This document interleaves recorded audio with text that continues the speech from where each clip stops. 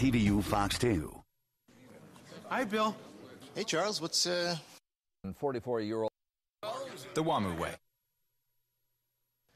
Welcome back to Mornings on 2. The time now is 7:45 when 44-year-old Danielle Ryan alerted her employer she was making a change from being a man to a woman. Life at work was not the same. Last week, Danielle's attorney filed a lawsuit against Sacramento's Parsons Brinkerhoff, an engineering firm, for alleged discrimination. Danielle and her attorney, Joaquin McCoy, joins us live this morning. Nice to have you both here this morning. Thank you for having us. You are preoperative transgender female. What does that mean? I have not had the sexual surgery yet to be Biologically and female. all that. When did you tell your employer of your decision to change? In January of '05. And how long had you worked for this firm at that time? That was approximately a good 10 years. You know, what was your job? I was in charge of the network, the computer system. Are you still working for them? Are you still an employee?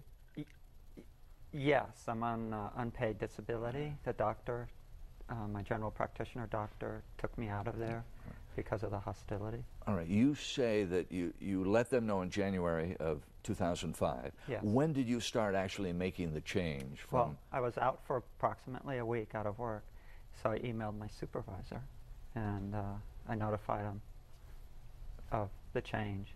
But when I'm talking about when you started taking maybe hormones and that type thing. When did you start that the was change? Years before, probably 99 or so. Oh, so you had been thinking about, how long had you hidden this desire to be a woman? As far back as I can recall. Yeah. Ever been married?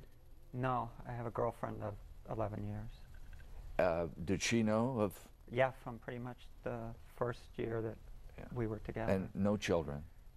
No children, and that is, I would love to have children. But So in January of '05, you let your employer know that you want to make this change. I guess you started dressing as a woman and you arrive at work one day. What was that like? I did. I arrived the first day at work. I worked half of the day. After lunch, my supervisor came and got me and took me into his office. But you walked in, and when you come to work, you're dressed as a woman? Yes. Your hair's different? Pretty much like I am now. Yeah. I mean, did you just walk in and yeah, I just go to work like nothing was different? Yeah, because inside I don't feel, I mean, this is just me. But it had to be a shock to the people, your colleagues. Yeah, I think so, but it still didn't seem as I didn't feel such anger at that moment. Yeah. What did they say to you? How did they react? Said I looked good. Looked good? Yeah. Yeah. And then after that?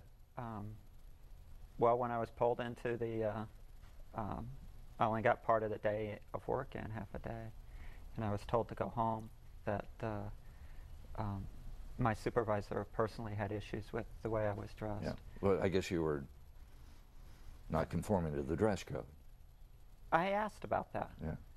To show me the dress code, because he said, Parsons Brinkerhoff, I'm in violation of that. I wanted to see it. He wouldn't show it to me. He just kept going back to that he personally had an issue and Parsons Brinkerhoff had issues. But if you filed a multi-million-dollar lawsuit for alleged discrimination, what kind of discrimination are you talking about? That would have to be... If you can, briefly as you can. Sure. Under the Fair Employment and Housing Act, the law provides that an employer cannot discriminate against someone based on gender identity. And that's partly part of the case that we have. And what kinds of things were going on at work that was discrimination? I mean, they sent you home, you weren't dressed properly, but what were they saying to you? Would they not talk to you? And I understand people would bump into you in the hallways and that type of thing. Well, it took approximately a week for them.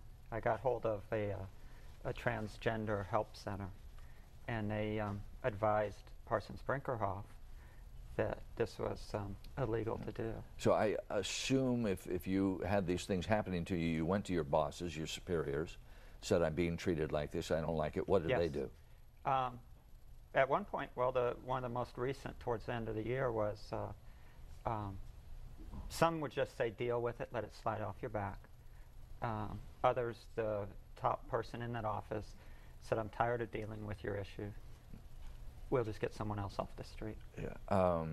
Usually companies that size have a human resource department. Yes. Do they have human resource department? Did you go to that department? I did, and I wasn't getting any It was pretty much just kind of the runaround of.